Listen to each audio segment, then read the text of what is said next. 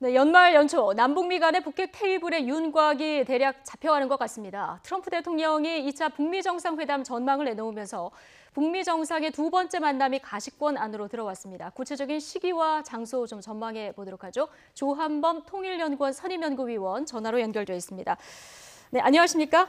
예, 안녕하십니까? 네, 자 트럼프 대통령 2차 북미 정상회담이 내년 1월 혹은 2월에 열릴 것이다 이렇게 밝혔습니다. 그동안 실무회담도 진척이 없었는데 일단 미국 정상이 김정은 위원장과 재회하겠다 이렇게 확인한 걸 보면 어느 정도 물밑 접촉에서 진전이 있었다 이렇게 볼 수 있을까요? 예, 아마 큰 틀의 상황 변화는 아닌 것 같고요. 네, 큰 틀은 아닌 것 같고. 예, 왜냐하면은 지금 올해 북미 비핵화 협상 남북 정상회담도 그렇습니다만 틀을 보면 이 비핵화의 구체적인 이행 로드맵에 대해서는 사실은 실무선에서 지금 이견이 굉장히 큰 편이고요. 예, 네. 근데 그럼에도 불구하고 이 정상회담을 포함해서 특사교환, 그다음에 친서교환을 통해서 정상급 차원에서는 신뢰관계를 유지하는 어떤 그런 그림을 보여왔거든요. 예. 그렇기 때문에 지금 이제 관건은 이제 김명철 부위원장의 미국 방문이라고 하는 고위급 회담이 지금 지체되고 있는데 네. 그것 역시 지금 북한은 종전선언을 포함해서 단계적인 대북 제재 해제에 대한 확답을 요구하고 있고 미국은 이걸 안 주고 있거든요. 근데 그렇기 때문에 지금 사실 고위급 회담은 지금 꼬여 있는 상태인데 이 부분에 대해서 트럼프 대통령이 정상회담 재추진 의지를 밝힘으로써 동력을 부여하고 있는 그림으로 봐야 된다. 그러니까 어떤 상황의 획기적인 반전이라고 보기는 아직은 어렵습니다. 예, 획기적인 반전으로 보기는 어렵다 이런 얘기를 분석을 해주셨는데 이제 2달 정도 시간이 남은 셈인데요. 트럼프 대통령 말에 의하면 가능성이 일단 있다고 보시는지 그리고 만약에 열리게 된다면 언제가 가장 유력한 시점일지 어떻게 보십니까? 가능성보다는 트럼프 대통령이나 김정은 위원장 입장에서 반드시 열려야 됩니다. 네. 왜 그러냐면 지금 김정은 위원장이 비핵화를 약속을 한 상태고 또 지금 북한 주민들에게도 새로운 조미 관계 개선, 북미 관계 개선 약속을 한 상태거든요. 예. 그렇기 때문에 지금 조만간 신년사가 발표가 될 텐데 지금 아무런 성과도 없는 상황이고 지금 김정은 위원장 입장에서는요. 예. 그리고 내년에도 비전을 제시할 수 없다 그러면 상당히 어려워지죠. 그렇기 때문에 북미 정상회담이 반드시 필요한 상황이고 트럼프 대통령 역시 지금 뮬러 특검으로 미국 내 입지가 좀 어려워지고 지금 미국 민주당이 하원을 장악했기 때문에 아마 내년 1월부터는 공세가 시작이 될 거거든요. 네. 그러니까 트럼프 대통령 역시 비핵화에서 상당한 성과를 도출함으로써 여론을 반전시켜야 되는 부담이 있기 때문에 북미 모두 사실은 정상회담이 필요한 상황이죠.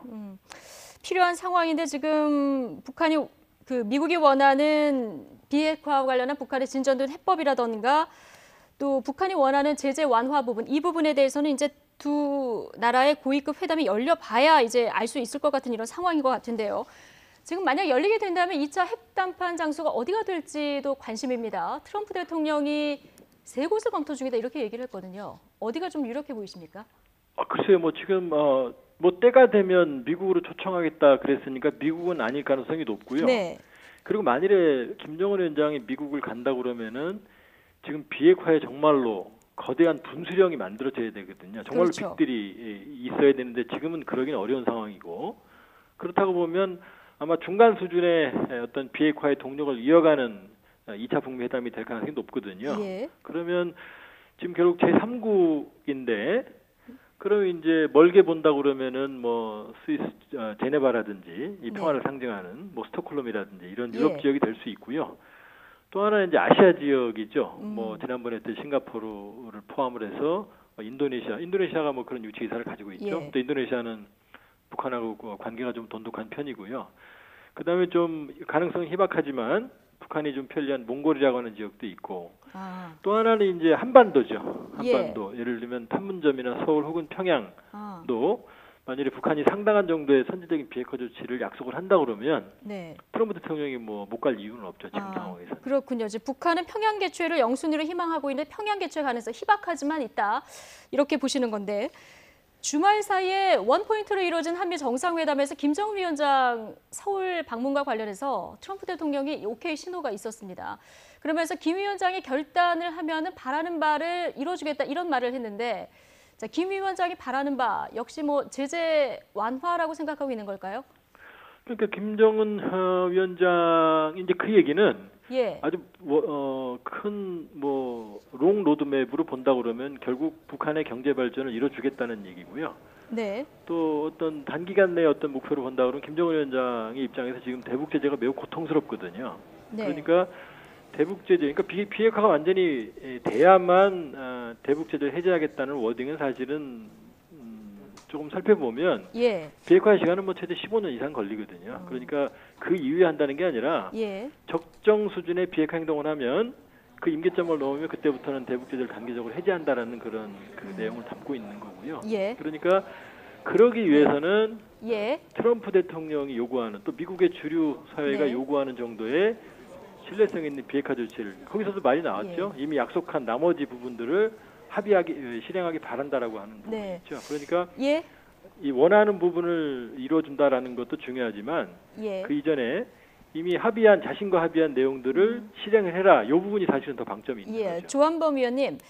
지금 북미 정상회담이든 김정은 위원장 답방이든 결국은 지금 김정은 위원장 결단에 달려있는 이런 상황인데요.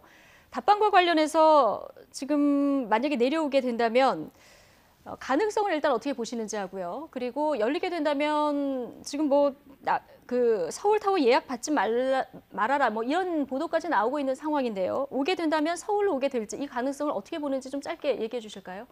가능성이 아직도 더 높은 편입니다. 연내요. 예. 네, 연내. 왜냐하면은 반드시 와야 되는 상황이고요.